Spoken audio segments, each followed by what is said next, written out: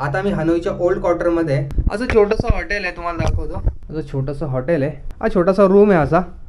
इकडे माझं लॅपटॉप वगैरे थोडंसं काम चालू होतं माझं, ते सगळं सामान पडलेलं आहे. इथे मस्त एक पेंटिंग आहे छोटीशी, हा AC आहे, ते काही कपडे आहेत माझे, आणि हा एक टेबल आहे, TV आहे जो काही आपल्या कामाचा नाही, आपण TV वगैरे काय बघणार नाही आहे. त्याच्यानंतर एक इलेक्ट्रिक केटल दिलेली आहे चहा कॉफीसाठी.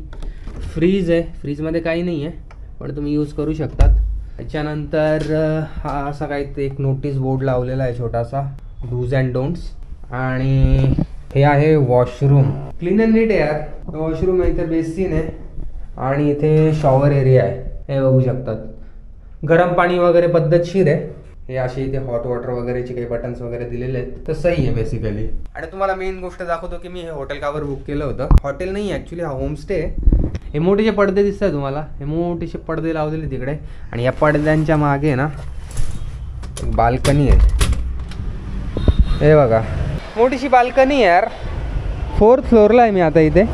या बिल्डिंगला लिफ्ट नाही आहे कारण की मी ओल्ड क्वार्टरमध्ये आहे, त्याच्यामुळे इकडे सगळ्या तुम्हाला अशा जुन्या बिल्डिंग्स दिसतील. ही अशी मोठीशी बाल्कनी आहे, मोठी म्हणजे छोटीशी अशी नॅरो आहे, नॅरो पॅसेज आहे पूर्ण, पण भारी आहे. म्हणजे 4th फ्लोअरला आहे तर हवेशीर आहे एकदम.